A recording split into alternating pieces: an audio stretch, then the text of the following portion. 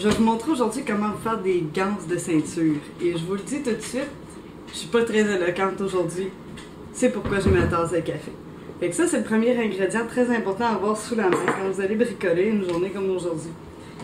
Où il pleut, il fait pas beau, on n'est pas de bonne humeur. Mais c'est une bonne journée pour être en train de bricoler. Je vous montre quelques trucs. Parce que faire une ceinture, ben oui, c'est très simple, c'est une bonne façon de commencer. Mais il y a quand même des trucs qui peuvent vous aider. Parce que en tant qu'artisan bricoleur bidouilleur, vous n'avez pas nécessairement une déligneuse à cuir pour couper vos bandes de cuir parfaitement. Fait que, je vous dirais, la chose la plus importante à avoir, à part le café, c'est la planche.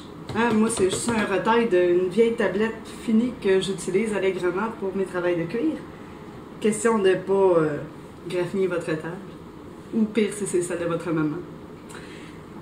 Ensuite, une grande règle, comme vous pouvez le voir, elle ne m'a pas coûté une fortune, hein? Un gros 7 $. Une règle en bois bien ordinaire parce que d'être capable de faire sa ligne d'un bout à l'autre, ça vaut la peine. Essayez de le faire avec une petite règle, vous allez la reprendre tout le temps, votre gant ne sera peut-être pas droite. C'est un investissement qui en vaut la peine. Deuxième chose, troisième chose, votre boucle de ceinture. Normalement, quand vous allez acheter vos boucles de ceinture ou vous allez les ramasser sur des vieilles ceintures qui ne sont pas faites en vrai cuir quelque part, bon truc à retenir. Vous allez chez Dollarama ou l'équivalent magasin $1, quelque chose comme ça. Vous achetez des ceintures qui ne sont pas faites en vrai cuir. Vous découpez la ceinture, vous jetez la ganse et vous gardez la boucle. Souvent, c'est bête, mais la boucle neuve va vous revenir quasiment le même prix. Fait que maintenant que c'est dit, troisième chose, avoir votre boucle sous la main. Parce que même si vous savez que votre boucle, c'est une boucle de 1 pouce, de 2 pouces, de 2 tiers de pouce, c'est quand même mieux de l'avoir sous la main pour vérifier que ça va bien glisser dedans. Parce que je peux vous garantir qu'une ganse de ceinture, que la boucle glisse pas dedans. C'est pas agréable. Puis c'est vraiment dur à ajuster avec un X-Acto. Et quatrième chose, un X-Acto. Optionnellement, savoir quelle longueur vous voulez faire votre ceinture. Puis là, si vous prenez votre ceinture puis que vous vous dites « Ah, ben je vais la faire de la longueur de ma taille », n'oubliez pas que, tu sais, vous allez vouloir qu'elle dépasse de votre taille. Donc, vous allez la faire plus longue. Puis, il faut aussi penser que vous allez grossir en pognant vos 30 ans comme moi ou encore que vous allez vouloir la porter même en hiver. Fait que bref, faites-la plus grande que moins grande. C'est pas grave, vous rajouterez des trous. Seulement, je pouvais vous montrer à quel point est-ce que ma caméra tient en équilibre présentement. Donc, vous allez enligner votre règle, faire la longueur désirée, évidemment, au besoin d'écrire marqué avec un petit crayon. Si le crayon de plomb fait rien, ben prenez un crayon de couleur. Puis... Fait que, comme je le disais, hein, malgré que votre boucle de ceinture fasse peut-être 1 pouce et que vous savez qu'elle fait 1 pouce, je vous recommande d'y aller à l'œil. Fait que là, vous allez vérifier que votre ganse va être de la bonne longueur, de la bonne largeur, désolé. En voyant bien qu'il y ait un petit jeu d'1 millimètre de moins que la largeur de votre boucle. Donc, vous allez faire toute votre longueur comme ça. Ma ganse me semble correcte. Pour le prouver, je peux vous montrer celui que j'ai déjà fait. Donc, vous voulez que la ganse glisse bien. Hein? Donc, il y a un petit millimètre. 1 millimètre de jeu environ. Donc ensuite, on écrase vraiment bien la règle pour pas que le cuir se distorde en dessous. Fait que vous y mettez votre force d'homme. Oui, j'ai une force d'homme. Et vous coupez.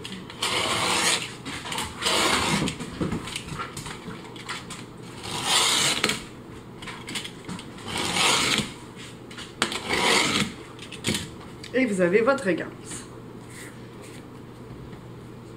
Dans ce cas-ci, c'est du cuir 5 onces. C'est le minimum du minimum pour une ganse. C'est une petite ceinture à 5 onces. Donc, c'est un cuir quand même assez mince. C'est ce qu'on appelle aussi du cuir à soulier. Sinon, c'est sûr qu'en 8 onces, ça peut être l'idéal. Ça va être un peu plus épais. Ou encore, on peut aller jusqu'à dans le 10, 12, 11 pour des grosses ceintures qui vont avoir beaucoup de pression.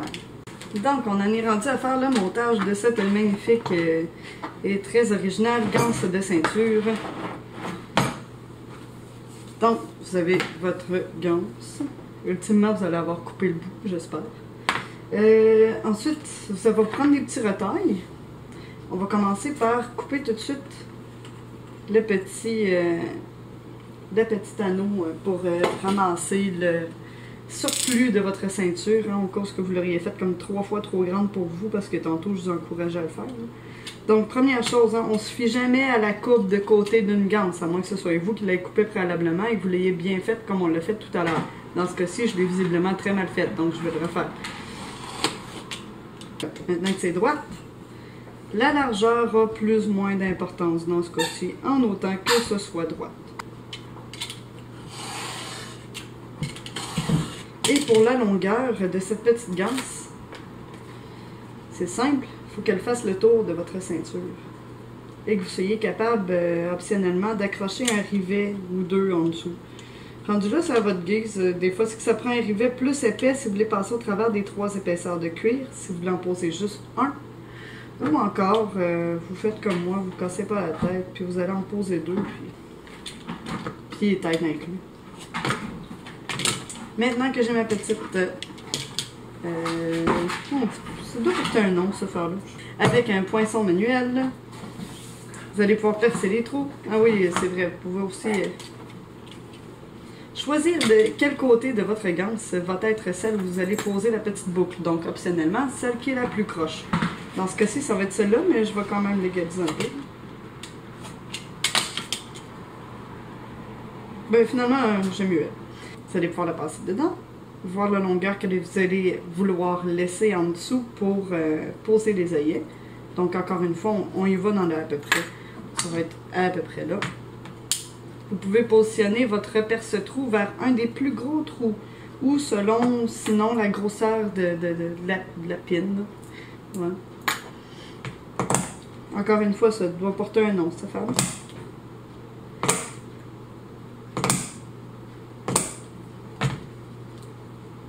Donc, vous faites plusieurs petits trous en lignée, question de vous donner quelque chose qui ressemble à ceci. Ensuite, vous allez pouvoir passer la boucle. Donc, c'est important de vérifier que la boucle est du bon côté. Dans mon cas, moi, c'est une boucle à rouleau. Ça assure que la ganse de cuir va bien glisser, rouler dedans. Donc, c'est très pratique comme ganse. Ça devrait dépasser d'à peu près un demi-pouce, comme ceci. Question d'avoir la largeur qu'il vous faut pour poser 2 rivets. Vous allez pouvoir repositionner vers un trou plus conventionnel pour une grosseur de rivet. Et pour vous assurer que le premier trou, deuxième trou soit aligné avec le premier trou, vous pouvez toujours passer tout de suite un rivet. Voilà. Et vous enlignez pour faire le deuxième trou. Essayez de faire ça de près égal. Et voilà.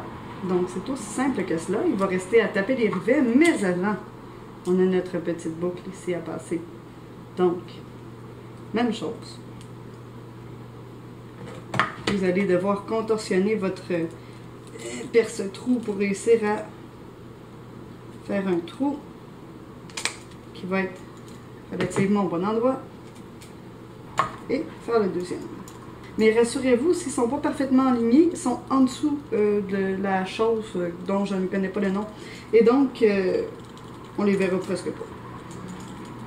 Maintenant que ceci est fait, il ne vous reste plus rien qu'à taper du rivet.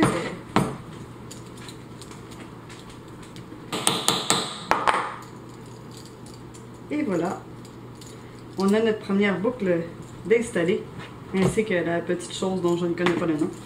Et puis finalement, il ne va plus rien que rester à faire les trous. Donc, vous pouvez aussi faire un petit embout un peu plus joli, évidemment, pour votre ganse, hein, d'arrondir les côtés. Et finalement, percer les trous. Encore une fois, je vous recommande de positionner votre perce-trou vers un des plus gros trous, ou tout au moins de vérifier que la patte de votre ceinture puisse entrer dedans. Oh, qu'on aime ça, rentrer des pins dans des trous. Maintenant que ça marche, il faut percer des trous. Idéalement, il faut prendre des mesures. On dit que c'est plat de prendre des mesures. Il y a un quadrillé ici qui peut me permettre de faire les mesures plus rapidement, mais sinon, la bonne vieille règle fonctionne tout aussi bien. Donc, à peu près un pouce d'intervalle, généralement, c'est bien suffisant. Ça marche pas.